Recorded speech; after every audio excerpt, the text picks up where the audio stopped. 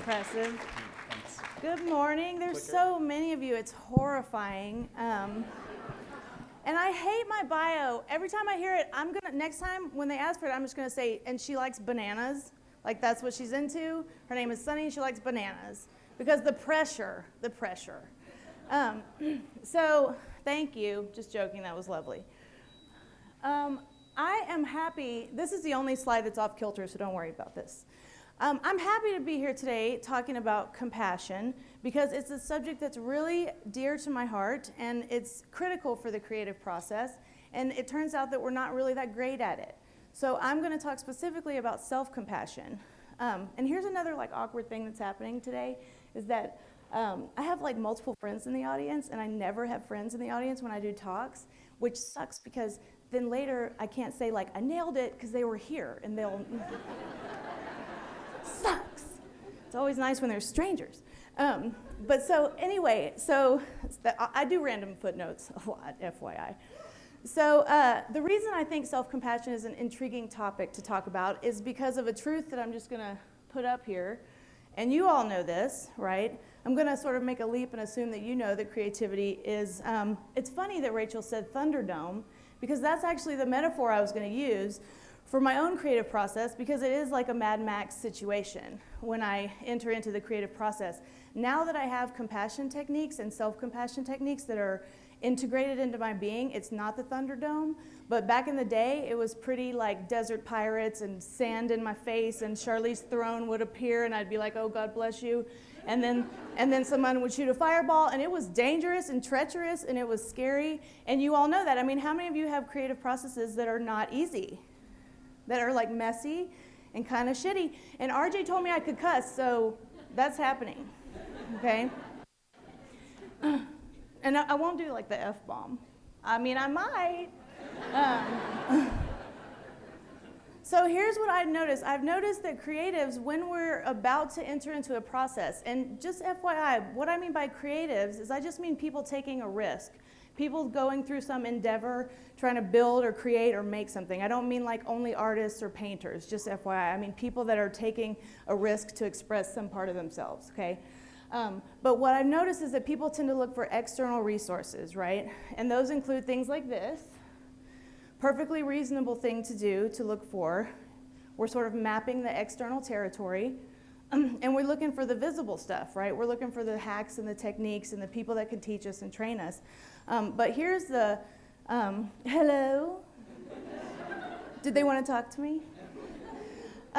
Here's the thing about the creative process. It's not actually a lack of ideas or resources or time or energy that blocks most people. It's actually the invisible stuff. It's the world within. It's just straight up fear is what gets us. And so we like to tell stories about why something can't happen because there's a dearth of resources outside. But that's really not where, the defeat occurs. It actually happens on the end game, okay? So we're gonna talk about that today. And I know it's super early, so I wish we all had cocktails and we were drunk and we'd be like, and then we like this, and then we'd be more vulnerable. But it's we're all on cold brew coffee, so it's a little intense. But we're going to do this, and we're going to do this together. And I just want to say, I went to Red Rocks for the first time, and it blew my mind, most amazing venue I've ever been to. And I saw Sturgill Simpson, and he has this line. Do you guys know him? Magnificent. And he is sober, which is impressive.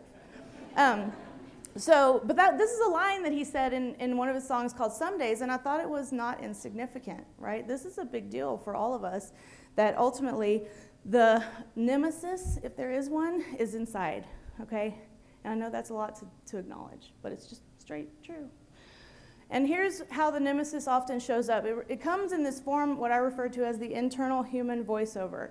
Is anyone familiar with your own narrative voiceover?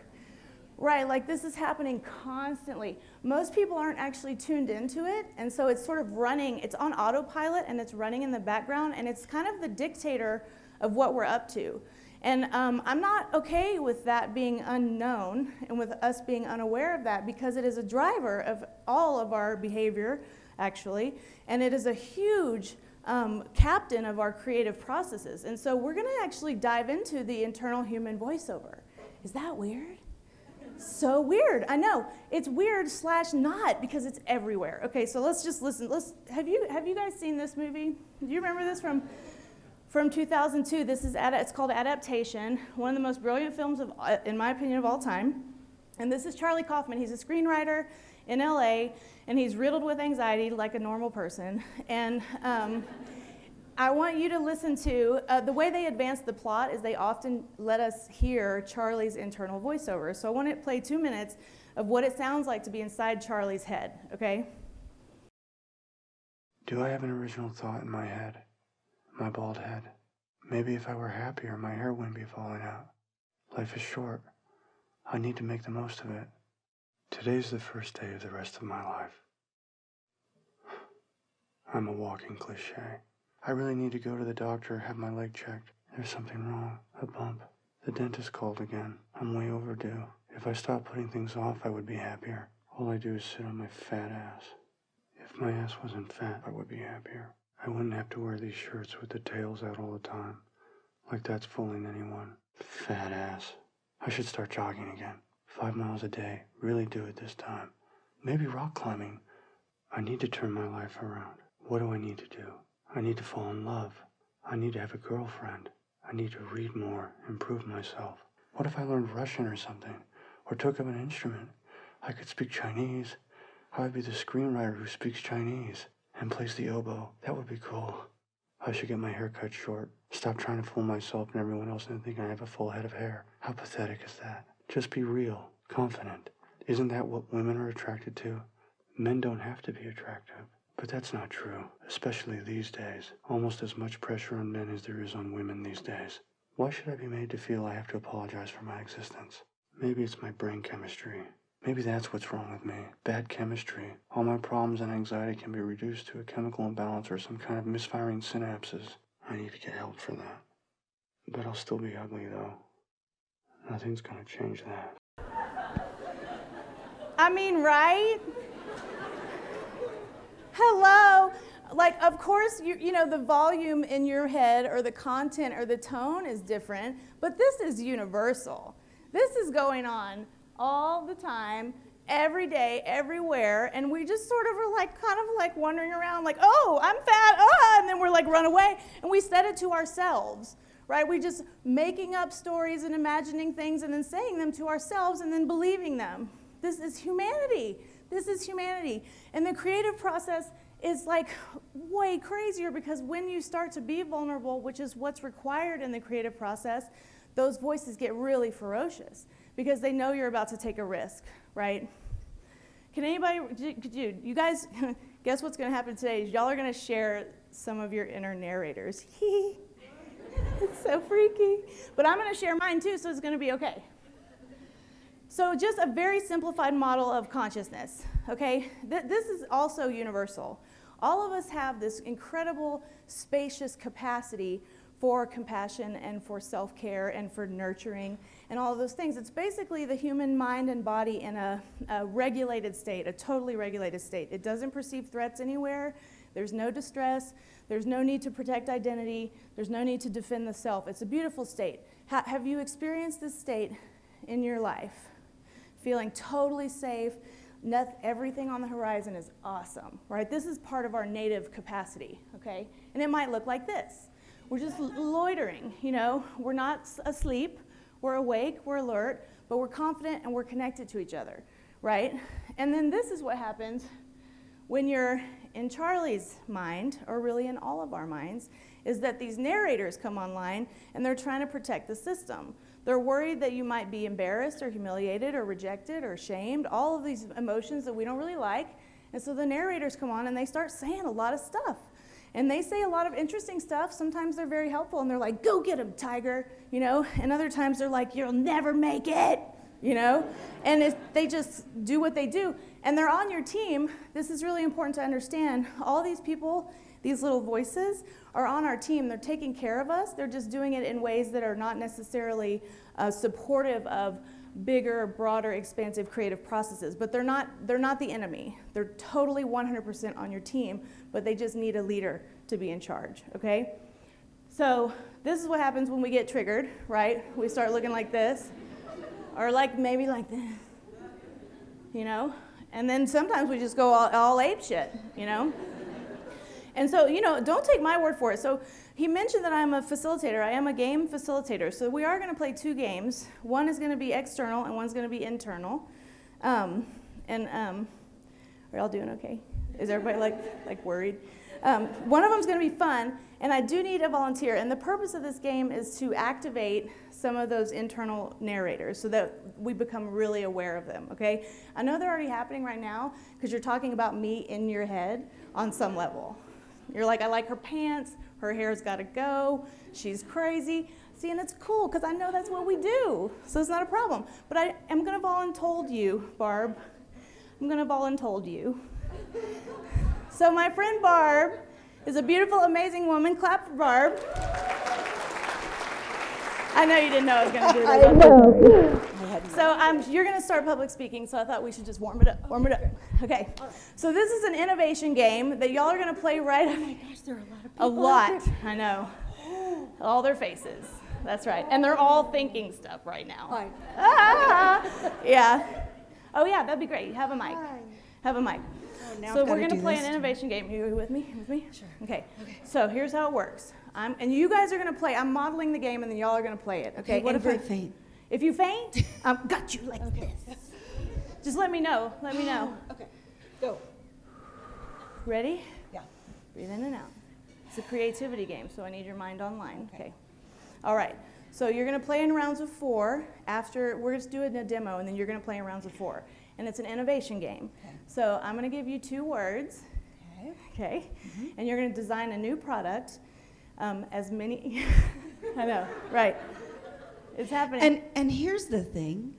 I am not like in your world. She's a therapist. I'm a therapist. Thank So God. what she's asking me to do, you're It's going to totally really inappropriate. see. Yeah. Good. Okay. Well, do you want me to do it? To do it first? No, go ahead and Okay. sacrifice me to the lions. Okay. Okay. Oh, I don't want it. Okay, but it'll be a good exercise. good.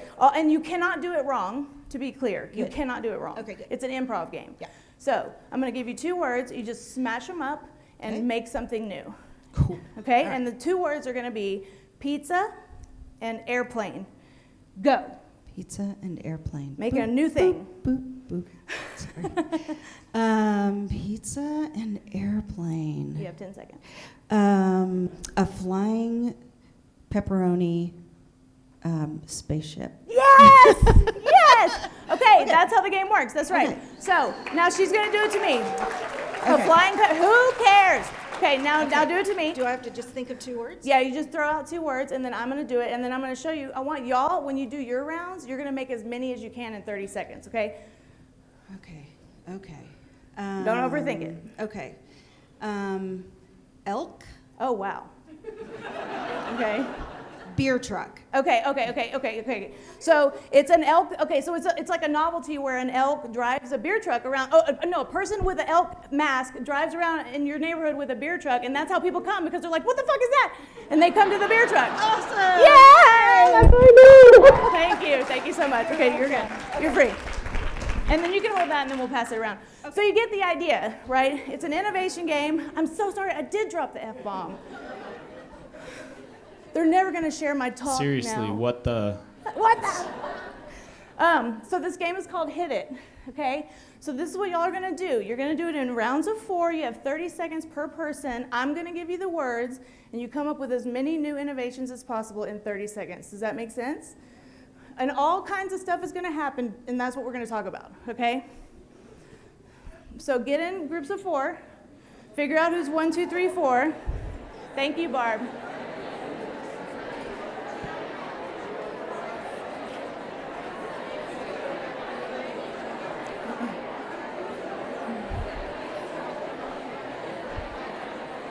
Okay, that part doesn't take that long. Ready? Woo! Okay, round 1. I'm going to give you 2 words, round 1. Ready? 30 seconds. And then when I say stop, I mean stop, and we're going to go to round 2. 2 words, snowball and 3D printer. Go.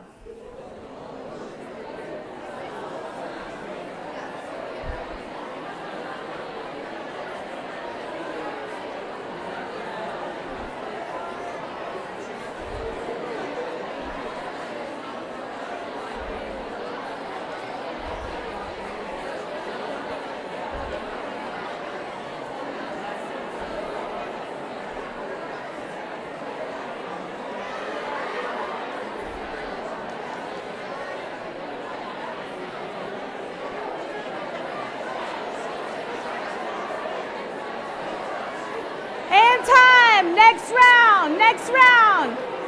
Next round, smartphone and hair. That's right, now you know you need to listen. Smartphone plus hair.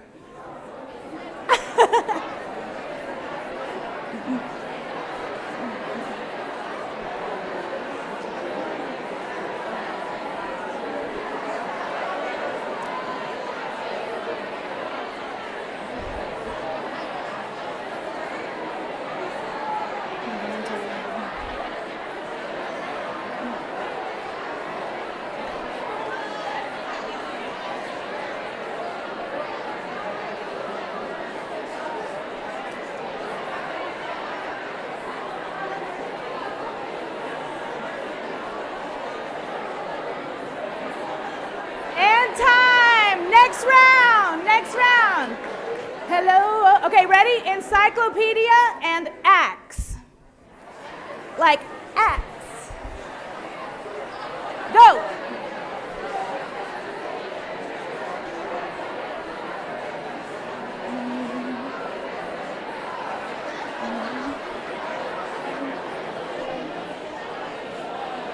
Oh, God.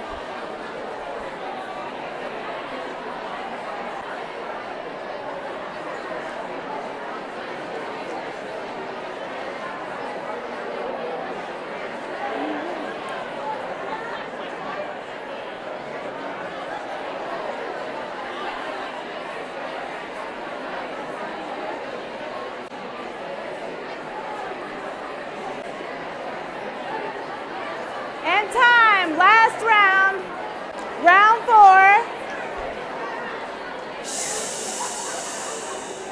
I know, it's so fun, right? Just Willy Wonka this thing. Okay, the last one I think is hilarious. Okay, crystal plus dog food. What's up? Go.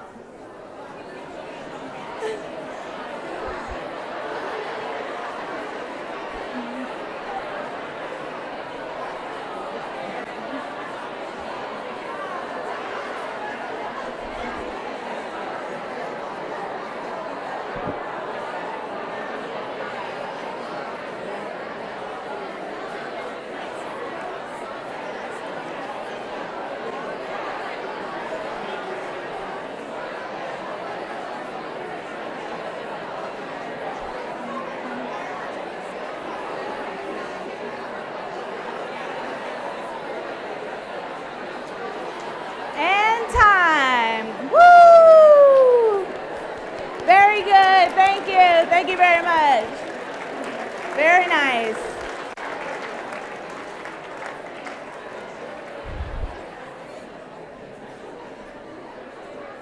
It's so early, and that is so exciting. This is an innovation game. You'd be surprised. I've had clients patent ideas that came out of playing innovation games like this. No kidding. Thank you for that. So I'm not interested in this time and knowing what the ideas were. I'm interested in what happened inside. So I'm interested in what narrators came online for you. So if you could just check in with yourself and see what you might have said to yourself or thought about that process. And you don't have to tell me. I just want you to sort of get aware of that. Because different things happen for different people, right? Does anybody want to share something that happened for them? Yeah. I'm talking too much? Oh. I was like, well, I could go.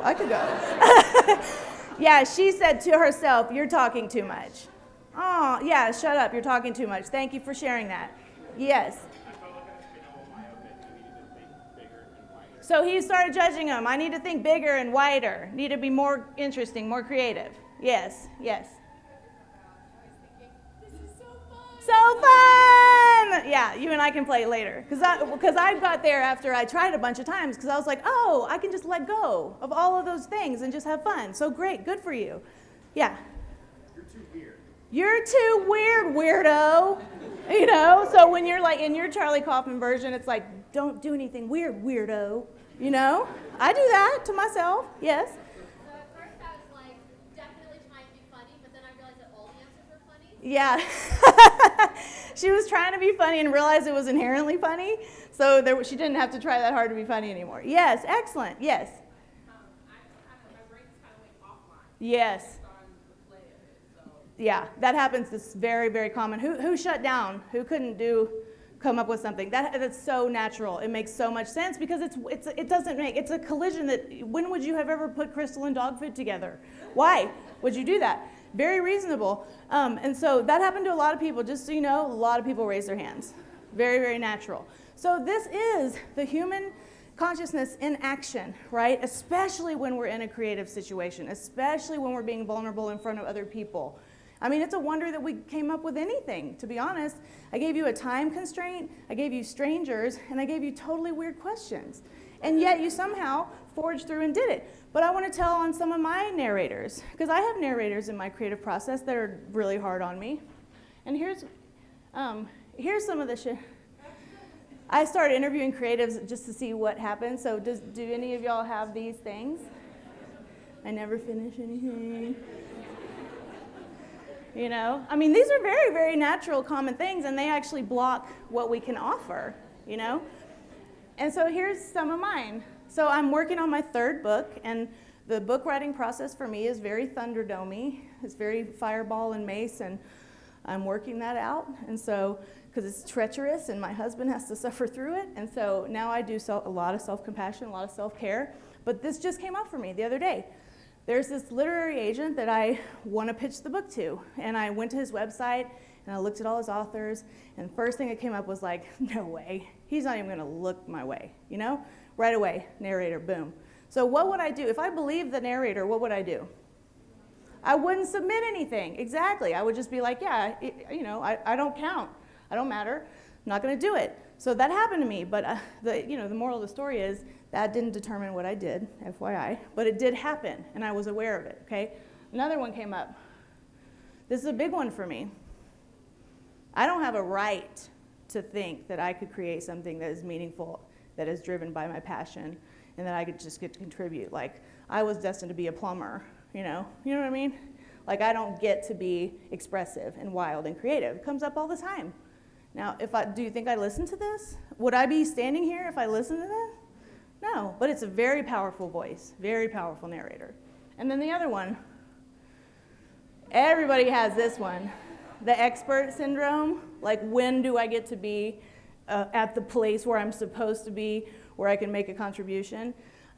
So I have these voices, same as all of you, and it's universal. And that's the whole thing, is that we need to start learning how to be with these parts in a different way. So what do we normally do when these narrators come online? There's no right answer. We try to just get them to go away. We're like, I don't like what you're saying, I don't like what you're up to. And we also have these other wonderful strategies, none of which work, P.S., none of them.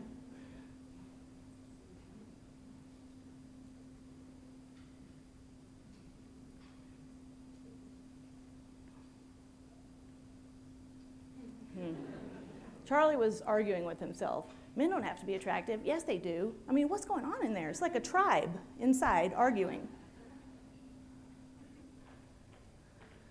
Wino, right here.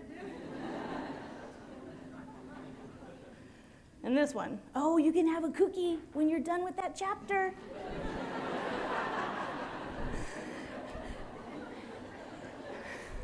And these are all reasonable responses to unpleasant emotions, very reasonable. The thing is, they don't work in the long game. So if you want to have a long-term, sustainable creative practice and a creative life, if you want to be an entrepreneur for 30 years instead of 5, but flaming out in 5 years, these actually don't work in the long game. I'm just saying, I tried them for 11 years. It was a shit show, And I did get things done, but I paid the price for it, So here's the radical thing that we do that would work, is to offer them compassion. It turns out one of the hardest things for humans to do is extend compassion to themselves.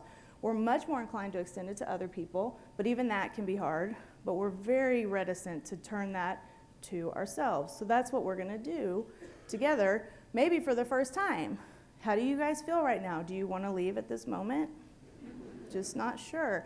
But I'm just trying to give you a vitamin. It was a vitamin I had to give to myself, and I give it to myself regularly so that I can submit my book proposal to that agent who I think is a total badass, you know? I'm doing it in service to my creative vision.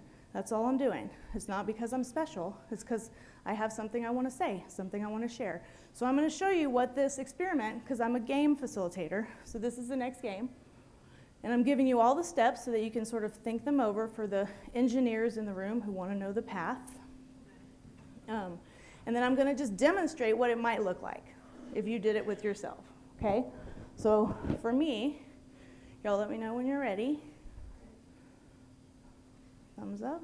Okay, so if I was dealing with the part of me that said, you're not important enough for this guy, okay? So here I'm going to be my deep intelligence over here on this side of the rug. I just made this up this morning, this role play. I was like, that sounds cool. Here I'm going to be the fear part, okay? So fear part is like, I'm not important enough for that guy. There's no way he's going to look at my book proposal. And here's my expansive, spacious self. That's interesting.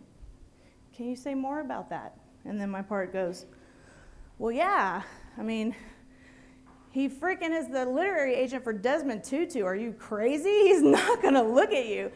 And so I'm like, tell me more, like, you know, from this perspective. And then the fear part goes, well, he lives in LA and they're always cooler than everyone else. And he's 6'5" and tall people always think that they're just superior. And, you know, and is your content really that good? I mean, it's like, it's good to you. You think it's good, but like, do other people think it's good? So just right there starts, I'm just interested. I want to hear more about what this part of me is saying so that I can meet it in a different way. I don't want to argue with this part. I just want to know what's going on, right?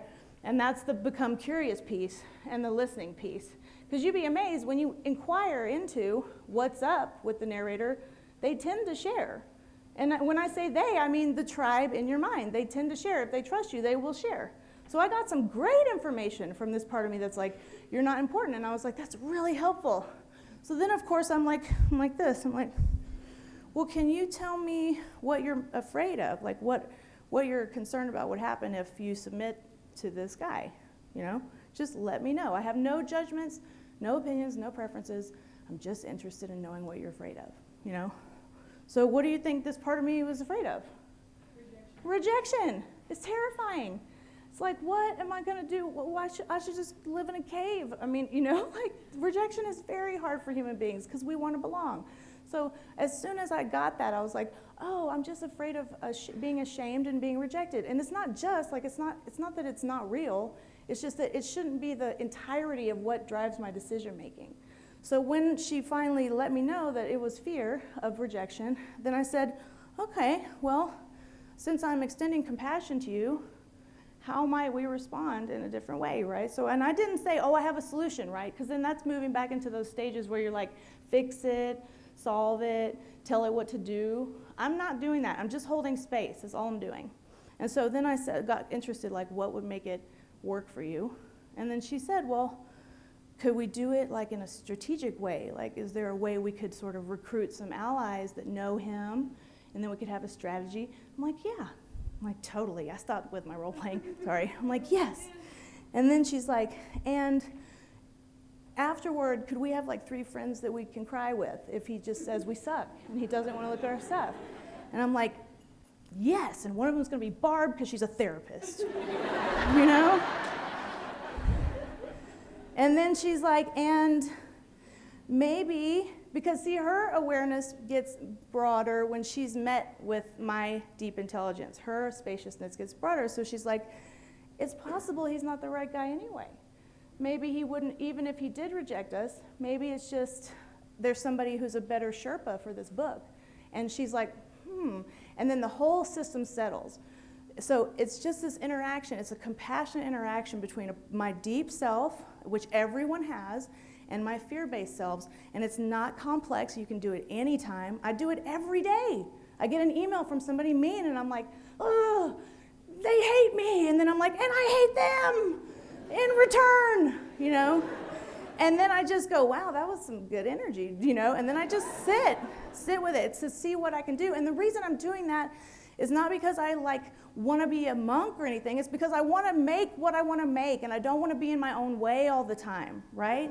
I just want to give myself the freedom to create and be scared and do it anyway, gently, you know? So we're going to do this. You guys are going to practice this, okay? And you can't mess it up. It's just a primer. I just want you to try it once. So, do you like the Star Wars stuff? It took me like an hour to figure out how to do that.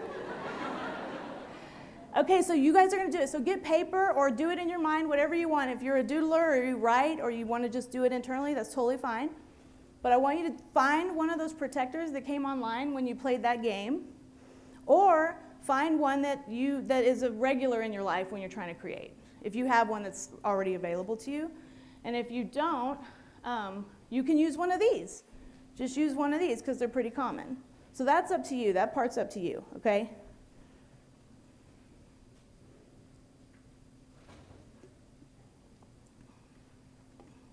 Do you guys have one? Making a comment? Okay, so the next thing you're going to do is see if you can, and you can close your eyes. This is an internal process. You can close your eyes. But see if you can get curious about it rather than judging, arguing, fixing. Just see if you can. If you can't, it's not a problem. Just see if you can try to get more information.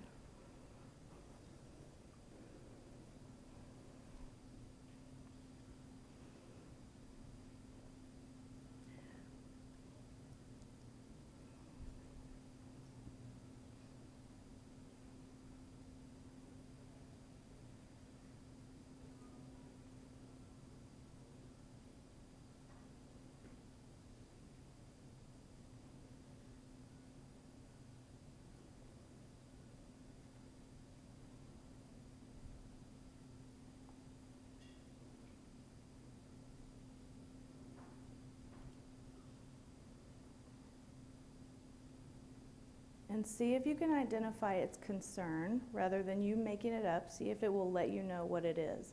It's almost always fear-based, and there's not really that many variations on fear.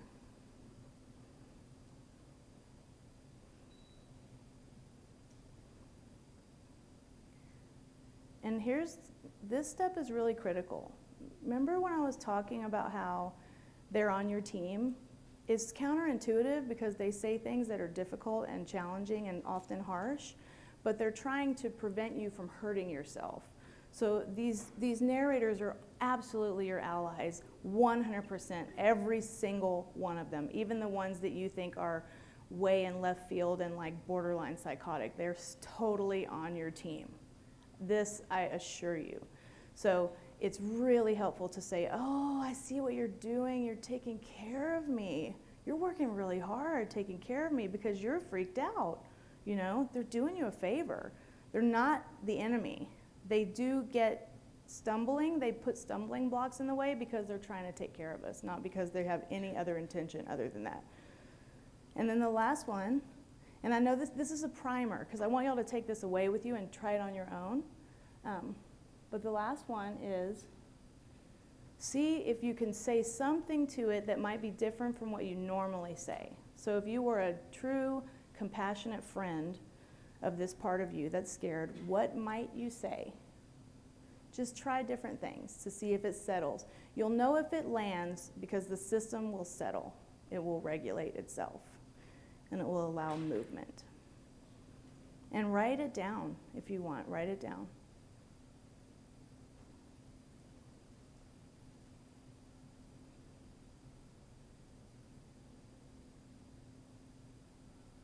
I really appreciate y'all doing this with me. I know it's weird. And then this is what we're going to do. If you will, share with other people so that you guys know that this is a universal human experience, okay? So you have 2 minutes. Just get in your group that you were in for HIT and share. Whatever your experience was, share it. Thank you, thank you. So we have a few more minutes, and I want to, is some Deep Space Nine shit.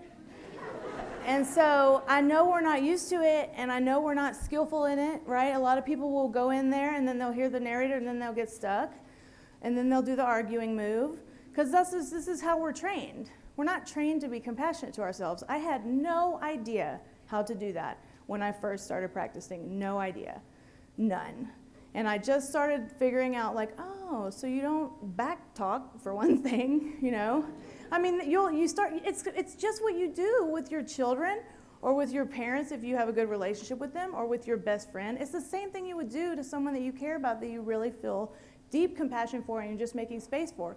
So while it doesn't feel native right now, it can become that, okay? So Danielle is the photographer, and she had no idea this was going to happen, but she shared, let's just hear what, so your narrator was. My photography. Yeah. Me. What does it always say? Thank you. Sometimes I'm like really motivated and I'm like, yeah, I'm gonna do this and meme all these people. And then other days I wake up and I'm like, who gives a shit about my stuff, and how would I get the job over anybody else? Because there's tons of people, and people in LA are way cooler. Right, right. They always win, those tall LA people. And, I want to move to New York and do photography, but everyone's like, oh, well, aren't there like a lot of photographers in New York? Right, and I'm right. like, yeah. Yeah, so the headline is, what's the point? What's the point? What's the point? And then you tried to meet that, and what happened? So I obviously know to be compassionate and to try Right. and work on that. So I'm like, well, if you never try it, then how can you ever find out if, and then it kind of just like stopped there. Right, yeah, and that makes sense, right? How many did that happen to? Yeah, where you stop there. And why would you stop there? Because we don't know how to do this, because nobody taught us how to do this, right? So, and I don't know what the next move would be to settle your system down, but I do know that if you say, and we can try a few, but I do know that if you were to say, you said something encouraging to it, which is certainly helpful, but it was still like a cajoling, like you're still sort of trying to rationalize and reason with it, right? Yeah. So compassion is about being heard and about being listened to deeply. It's not about fixing or solving or anything, which is natural instinct. Absolutely nothing wrong with it, nothing wrong with it. But it's still that narrator's still gonna say what it says. So we're looking for the place where it actually goes, oh yeah, even if nobody gives a shit, I'm gonna do it anyway, you know? Maybe it doesn't matter if people give a shit, right? So that's the whole thing, is the question is, how could you meet that place where it would settle? And I'm not solving it right now, but I'm saying like there's a place beyond where we can go, and we'll do it with Barb in therapy maybe. But but this is DIY therapy. Like, I'm a hardcore hacker, and I am all about self-taught tools, and so this is DIY therapy. And so, I mean, do you want me to say something that would be useful? I'm up here already. Let me feel into what like my deep. So if you were gonna so deep intelligence, what would deep intelligence? Or how would it respond to that? Nobody cares. Yeah, like try another one. Maybe, well, this is like what I'm called to do, so I don't really have a choice. So you have a longing. I have a longing for it. That's the whole thing. Yeah, right. So what do you guys think deep intelligence how it might respond? Do you have a way that it might respond? I'm just playing this game right now. I have no idea how it's going to go. Yeah. People don't care about each other in general, so if you feel like no one cares about you, it's like, but your friends do, and your family does, and so if the masses don't, the masses don't care about individuals, only friends do. That's super discouraging. No, I know what you mean. So the spirit of it was, there are resources. I'm going to do it like a summative. There are resources that you may not be aware of, right? So you don't have to do it on your own. Like, there's things. How'd that go? It's better than no one cares. Right. And I'm just messing with you. Yeah. But see, now that's true. There are, from deep intelligence, that's true. There are resources that may become available for her. So you just try things like that and see what happens. Because I saw you physically settle a little bit. Yeah. But there's more. And so there's more to be done. So I know I'm totally going over time. But I'm so grateful for you for doing that, because that was just bonkers. Okay. So I'm going to do my closing real fast. Long story short, there's tools and online webinars and classes and coaches and all that wonderful stuff. And you can always find that and buy it and read it, and more power to you. But the internal resources is where deep, deep creativity happens, is where sustainable long game is played, and it's where nourishment happens in the system. And you'd be amazed what comes out when you actually attend to yourself in a way that is outside of harshness and inside of compassion. Okay? So that, and then I want to close with a quote. And if any of you want to take a picture of the screen so that you can play this game with yourself later, and there's a lot of contingent listening exercises that you can use to learn how to communicate. We don't know how to communicate compassionately. That could be learned, okay? But here's the closing quote I want to read. The reason why this matters, okay, it's by Martha Graham. Do y'all know who she is? She's a choreographer. Change the face of dance forever, okay? Quote from her. There is a vitality, a life force, a quickening that is translated through you into action. And because there is only one of you in all of time, this expression is unique. And if you block it, it will never exist through any other medium and be lost. The world will not have it. It is not your business to determine how good it is, nor how valuable it is, nor how it compares with other expressions. It is your business to keep the channel open. Thank you so much.